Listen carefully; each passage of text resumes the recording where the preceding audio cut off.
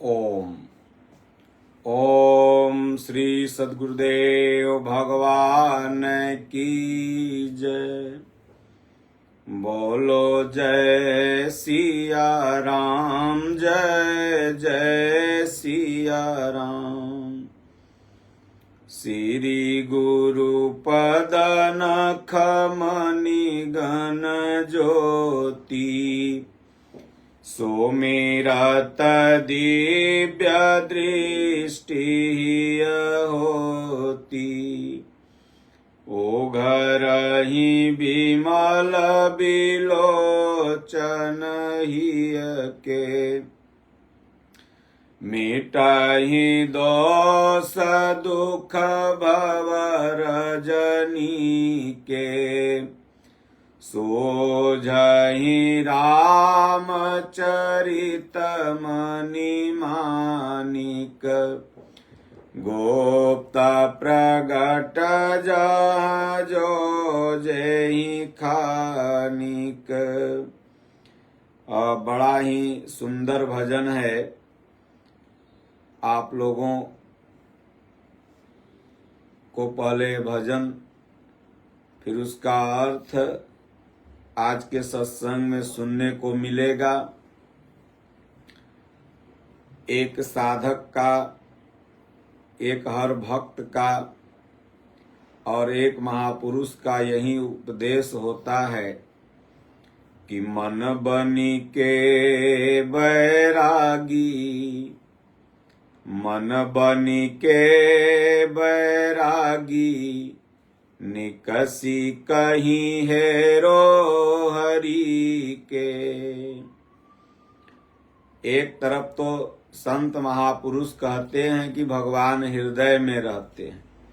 गीता में भी भगवान ने कहा कि हृदय में रहते हैं। कबीर साहब कहते हैं कि कस्तूरी कुंडल बसे मृग ढूढ़े बनमाहि, ऐसे घट घट राम है दुनिया देखत नाही। सब लोग कहते हैं कि भगवान हृदय में है। फिर इस भजन में पहले ही लाइन में यह भाव क्यों दर्शाया गया कि निकसी कहीं हेरो हरि के। भगवान जब हृदय में है तो उन्हें हम ढूंढे कहाँ, हेरे कहाँ। लोग कहते हैं हमार बेटवा हेरा गया है, भुला गया है, बाबा उसे ढूंढ रहे हैं। भगवान तो हृदय में है, फिर हम कहाँ उनको ढूंढे जाएं। कबीर साहब ने कहा कि ना वो काबा, ना वो काशी, ना मथुरा कैलाश रे। तो फिर जो लोग इधर उधर भगवान को हेरने ढूंढने कहाँ जाएं। तो हेरने का तात्पर्य भगवान कहीं भुलाए हुए नहीं है, बल्कि गीता में जैसा पूज्य गुरुदेव भगवान ने बताया है कि जैसे मल से दर्पण ढका हुआ है, जैसे जेर से गर्भ ढका हुआ है, उसी तरह भगवान हैं तो, लेकिन उनको ढूंढना पड़ेगा, हेरना पड़ेगा। वो माया में भुला गए हैं, अंदर में आदमी उनको पहचानते हुए जानते हुए भी नहीं देख पा रहा है। तो इस भजन का यही भाव है। ऐसा नहीं कि निकल जाओ और हेरो। विचरण जो साधक लोग बैरागी बन के करते हैं, जैसा पूज्य गुरुदेव भगवान आश्रम में आदेश देते हैं तो महात्मा लोग करते हैं, तो उसमें भगवान की कृपा की अनुभूति की जाती है कि भगवान हमारे साथ कितना हैं, अनुकूल कितना हुए हैं, कितनी मदद हमारी पग पग कर रहे हैं। तो भजन का जो भाव है यही है कि मन बनी के बैरागी, निकसी कहीं हेरो हरि के। मन बनी के बैरागी, बैरागी माने गांता बांध लिए, बैरागी वेश बना लिए। ये तो यूनिफॉर्म है, ये जरूरी है, लेकिन बैरागी का तात्पर्य होता है बैर और राग से उपराम। नहीं, ना काहू से दोस्ती, ना काहू से बैर। तो बैर और रागी, बैर प्लस रागी हो गया कौन? बैरागी। तो जो साधक होता है भजनानंदी वो न किसी से बैर करता है और न किसी से राग माने लगाव ही करता है। उसका तो अगर प्रेम है तो ठाकुर जी से, और बैर भी है तो ठाकुरे जी से। कहे राम ही ते संग्राम, वो लड़ेगा तो राम से लड़ेगा, प्रेम करेगा तो राम से प्रेम करेगा, वही वास्तविक बैरागी है।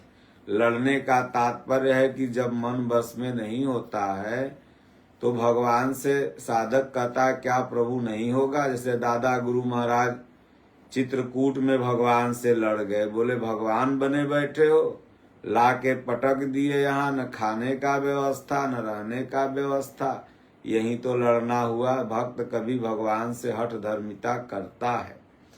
तो बैरागी का मतलब होता है कि बैर राग से जो उपराम हो जाए, वही बैरागी है। तो यह बैरागी जब आप बन जाएंगे, न बैर रहेगा न राग रहेगा, तब निकस कहीं हेरो हरि के।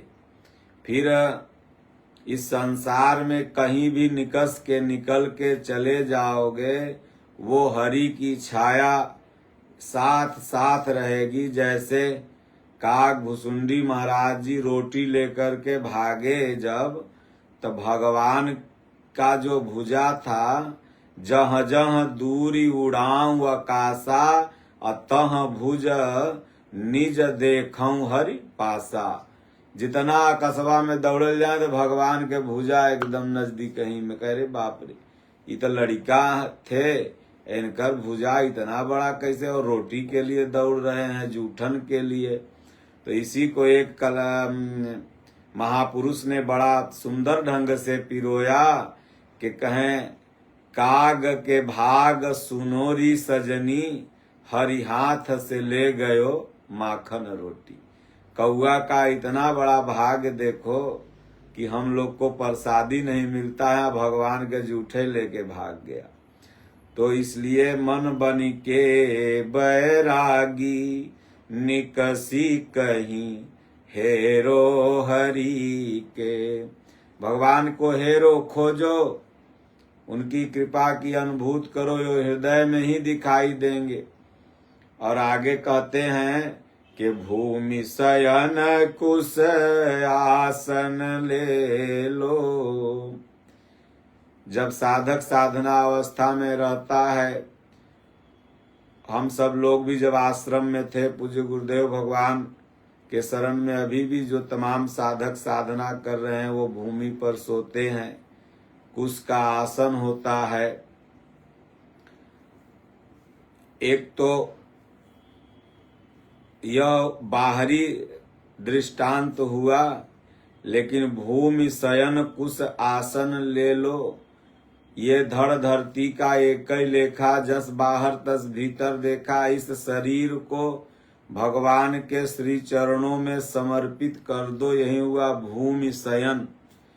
मतलब समर्पण हो गया। भूमि पर लेट के देखते हैं, जो साष्टांग दंडवत ने लोग करते हैं, तो लेट के दंडवत करते हैं।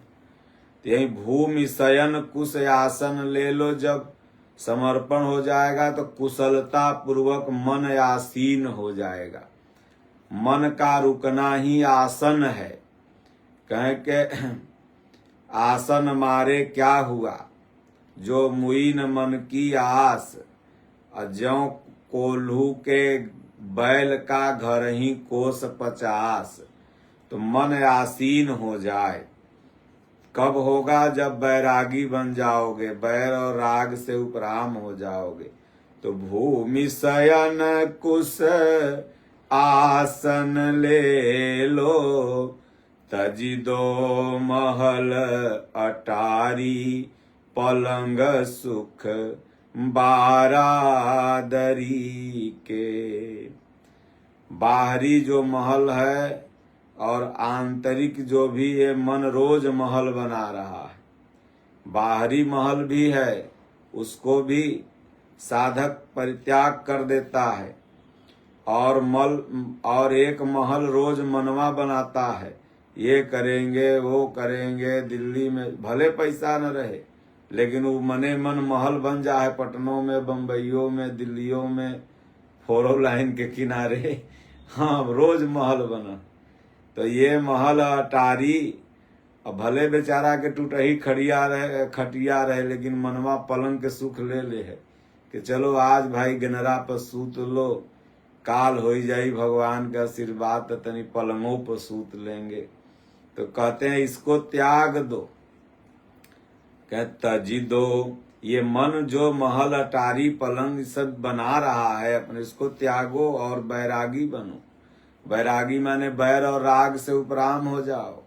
तजी दो महल अटारी पलंग सुख बारादरी के, मन बनी के बैरागी निकसी कहीं हेरो हरि के। साधक कहता है रे मन, बैराग से उपराम होकर के निकस करके भगवान को, हरि को, परमात्मा को अपने हृदय में ढूंढो, विकारों को नष्ट करो। आगे कहते हैं भूले हूं नजर मत फेरो जगत लखी सुंदर परी के, साधु समाज में जाय विराजो। भूले हूं नजर मत फेरो जगत लखी सुंदर परी के। साधु समाज में जाए विराजो, जहां महापुरुष साधना रत हैं। साधु माने कबीर साहब ने कहा सुनो भाई साधो, जहां पर साधन भजन चालू है ऐसे समाज में जाके विराजो। क्योंकि जहां यूपीएससी की पढ़ाई होती है वहीं लड़का जाता है पढ़े, पटना में भी पढ़ सकता है लेकिन दिल्ली जाता है। तो उसी तरह जहां साधना भजन हो रहा है तो कहें साधु समाज में जाए विराजो, वहां जाओ और विराजो। विराजो माने अब मन से वहां रहो, ये नहीं कि मन साधु के पास तन घरे लगा हुआ, नहीं, मन से वहां अपने शरीर और मन दोनों से विराजमान हो जाओ। 1 दिन 2 दिन 5 दिन 10 दिन धीरे धीरे सब छूट जाएगा। तो आगे कहते हैं भूले हूं नजर मत फेरो जगत लखी सुंदर परी के। अगर सुंदर सुंदर औरतों को ही देख के मन भ्रष्ट होता तो कितने तक करिया कुरूपो देख के भ्रष्ट हो जाते हैं। तो ये संसारे ससुरा बहुत सुंदर है, चमड़ा देख के नहीं बल्कि ये संसारे सुंदर एक परी है। और ये इस संसार को साधक देख के कबीर साहब ने कहा ना कि अहूँ ऐसा संसार है जैसे सेमर फूल। सेमर फूल के सुंदरता से संसार की परिभाषा गोस्वामी ये कबीर साहब कहते हैं कि दिन 10 के व्यवहार में झूठे रंग न भूल। तो इसलिए संसार को हमारे महापुरुषों ने सुंदर परी की संज्ञा दिया कि भूले हूं नजर मत फेरे जगत लखी। जगत माने संसार, सुंदर परी के। तो इसलिए अब जगत में आप रहोगे, संसार में रहोगे, तो इस संसार को तो हम भी देख रहे हैं, आप भी देख रहे हो। तो इसका तात्पर्य आंख तो फोड़ नहीं लोगे, तो अपने अंदर की जो दृष्टि है वही बैरागी बना लो। दृष्टि बैर राग से उपराम हो गई, मातृवत भावना आ जाए। संसार में हम हैं तो भजन करने के लिए है, ऐसी भावना आ जाए। ये मनुष्य शरीर मिला है तो क्या नाम है, भजन करके परमात्मा के पास जाना है, यह भावना आ जाए, तब जाकर के आप बैरागी बन गए। तब आप भूल के भी संसार के सुंदर परी में नहीं लोभाएंगे। आगे कहते हैं कि सोना कंकड़ दोनों सम जानो, जानो धूल समान रतन गैरों के धनी के। जो महापुरुष होते हैं उनके नजर में सोना और कंकड़ दोनों बराबर होता है। भगवान शंकर जब कृष्ण भगवान का दर्शन करने के लिए गए तो यशोदा मैया हीरा मोती चाउर दाल सब लेके आई। तब भोलेनाथ कहते हैं मैया ये पत्थरा कंकड़ हमरे कौन काम के है, हमारे कोई काम का नहीं। एक पंडित पंडिताइन थे, एकादशी व्रत किए हुए थे। तो पंडित जी आगे आगे शंकर जी के मंदिर पर जलाभिषेक करने के लिए जा रहे थे। औरत धीरे धीरे चलती है तो पीछे पीछे पंडिताइनियों जा रही थी। तो आगे जब पंडित जी पहुंचे तो एक सोना का और हीरा लगा हुआ खूब सुंदर हार मिला, रास्ते में गिरा हुआ। तो पंडित जी सोचे कि औरत जात होती है लोभी, ये किसी दूसरे का धन है, इसे ले लेगी, फिर हमारा एकादशी व्रत खंडित हो जाएगा। तो उस पर लाते से मट्टी डालने लगे, बालू। रास्ते में पहले आज ढलैया हो गया, रोड हो गया, पीसीसी हो गया, अंग्रेजी ईटा बिछ गया पहले पगडंडियों पर। आज भी गांव वगैरह में जाइए देखिए तो धूल रहता है, लगे धूल डालने। तब पंडिताइन पहुंच गई, बोले क्या पंडित जी माटी पर माटी क्या डाल रहे हैं। तब पंडित कहे तू तो हमरो गुरु महाराज हो गई, हम तो इसको सोना देखे थे कि सोना है, लेकिन तुमने क्या देखा कि माटी पर क्या माटी डाल रहे हैं।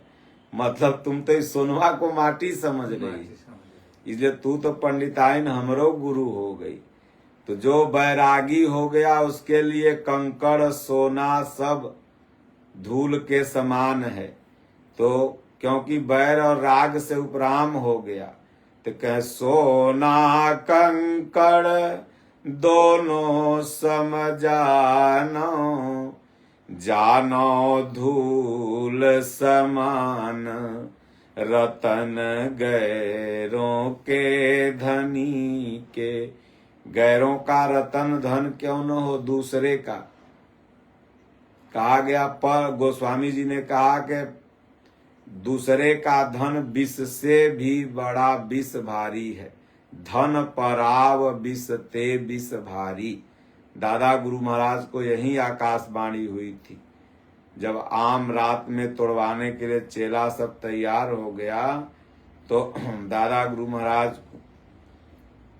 बैठे हुए थे और यही ये दोहा पढ़ते हुए गोस्वामी तुलसीदास जी का एक भगत निकला, बोले धन परा जननी सम जानहु पर नारी, धन पराव विष ते विष भारी।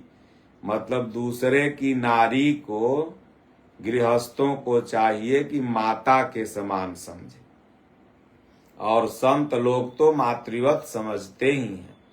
और दूसरे के धन को, उस सोना काहे न गिरा हो, हीरा मोती जवाहरात काहे न हो, या दूसरे का कुछ भी हो, उसे आप विष समझे तो जहर है। तो जानो धूल समान, रतन गैरों के धनी के, तज माया मायापति सुमीरो, मन बनी के बैरागी, निकसी चलो हेरो हरि के। तजी माया मायापति सुमीरो, माया का त्याग करके। अब माया का है भैया, माया की क्या परिभाषा है। कहें तैमय तोर तोर तै माया, जामे बस यह जीव निकाया। तो माया त्यागने का मतलब कि सब साधु जी के ले जाके दे दोगे तो माया त्याग दिए नहीं, पूरा दान कर दिए तो माया त्याग दिए। आजकल बाबा लोग कहते हैं भाई कुल दान कर दो, माया छोड़ दो, और दान करो और छोड़ो तो क्या करो, हमको दे दो। अरे भैया तो वो माया तो तुम माया में हो गए। माया त्यागने का मतलब है कि जो भी वस्तुएं आपके पास हैं वो आप अपनी मत समझो, भगवान की समझो। आपका घर भी जो है भगवान का है, बेटवा भगवान का है, दौलत भगवान का है, नाती पोता भगवान के हैं, वो दिए हुए हैं, आप उनमें अपने मन को रमाए हुए हैं, रमाए रहिए, लेकिन वो अपना मत समझिए। अपना जैसे ही समझते हैं तो आप माया मोह, जैसे ठकुरवारी है मेरा नहीं है, आश्रम है मेरा नहीं है, ये भगवान का है।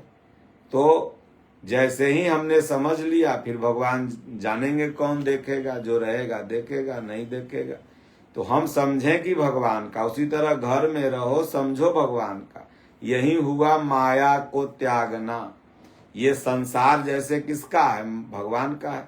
आज जिस जमीन को तुम अपना अपना कह रहे हो, 2 बरस पहले कोई और अपना अपना कर रहा था, 20 बरस बाद कोई और अपना अपना कहने लगेगा मेरा है मेरा है। तो यही तई मई तोर तोर तई माया, जो लोग कहता तई मई, ये तेरा है या मेरा है। गोस्वामी जी ने बड़ा सुंदर परिभाषा दिया, कहेगा ये तेरा है और मेरा है। तई मई तोर तोर तई माया, जामे बस यह जीव निकाया। इसी यही माया है। और जो माया के से उपराम हो गया, वो क्या कहेगा कि मेरा कुछ नहीं प्रभु, तेरा तुझको अर्पण, क्या लागत है मोर। तो इसलिए तज माया मायापति सुमिरो, भगवान की माया को ये अपना अपना मत कहो, उसको उन्हीं का समझ के और उन्हीं को सुमिरो। और किसी को बहुत अपना छोड़ के दे दोगे तो ऐसा नहीं कि तुमने माया छोड़ दिया।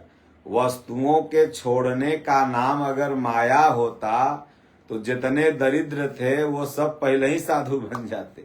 उनके पास तो कुछ नहीं है, रहने का घर नहीं है, तो माया से मुक्त हो गए। आप पटना में घूमिए, कितने ओवरब्रिज के नीचे रह रहे हैं, कितने गोलंबर के किनारे 2 ईंटा जोड़ के उसी में कूट जला के उसी में खाना बना लेते हैं। या आप अपने शहरों के नजदीक या अपने गांव के अगल बगल देखिए मुसहर टोली में जा करके, तो उनके पास तो कुछ नहीं, तो मायापति हो गए, माया को छोड़ दिए। उनके पास भी माया है, वो इटवे दूठे ना, वही माया है।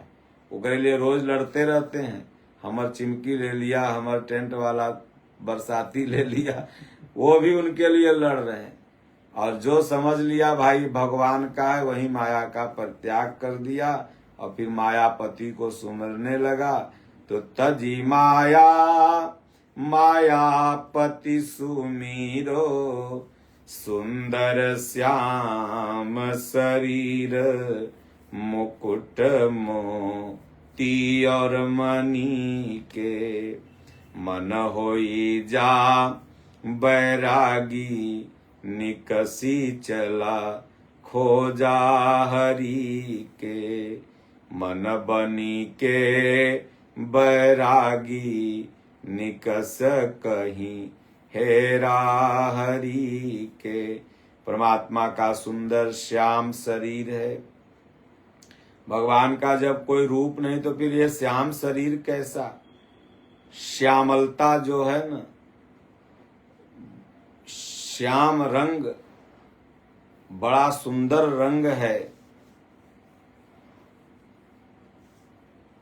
श्याम शरीर, मुकुट मोती और मणि के। तो भगवान का एक नाम था श्याम सुंदर।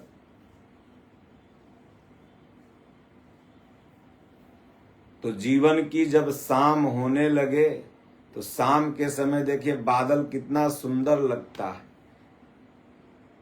तो भगवान राम भी सांवले थे और भगवान कृष्ण भी सांवले थे। अब इस सांवला का क्या मतलब होता है? लक्ष्मण गोरे थे, बलदाऊ गोरे थे। अब भगवानो सांवर, कृष्णो भगवान सांवर। तो जब साधक भजन करने लगता है तो स्वरूप जो है धीरे धीरे स्पष्ट होता है। पहले सांवला, पहले धीरे धीरे, कभी रूप आप गुरु महाराज का देखो तो सांवला टाइप का रहेगा, मतलब अंधकार। धीरे धीरे धीरे धीरे फिर वो हृदय में एकदम रूप साफ होने लगता। यही हुआ श्याम शरीर, मुकुट मोती और मणि के। इसलिए भगवानो सांवर, कृष्णो भगवान सांवर। और इसलिए सांवरे से मिलने का सत्संग ही बहाना है। चलो सखी सत्संग में चलें, हमें हरिगुण गाना है। तो जब सत्संग करने लगोगे तो धीरे धीरे वो सांवला रूप समाहित होकर के चिदानंद रूपम शिवो अहम, फिर भगवान का स्पष्ट प्रतिबिंब सामने आ जाएगा। इसलिए मन को बैर और राग से हटा करके, और धीरे धीरे बैर और राग से हटाने का मतलब ही होता है माया को त्यागना। न बैर है न राग है, तो भगवान इसी हृदय में स्पष्ट हो जाते हैं, झलकने लगते हैं। तो राम राम ओम ओम जपना है, गीता पढ़ना है, साधु संत महात्मा जहाँ अच्छे बैरागी हो वहाँ जाके सेवा सत्कार करना है। तो इस मनुष्य शरीर का जो उद्देश्य है आपका पूरा हो जाएगा। और नहीं तो बार बार कुकुर गधा सुअर हाथी घोड़ा बन करके रोते बिलखते रह जाओगे। बोलो गुरुदेव भगवान की जय।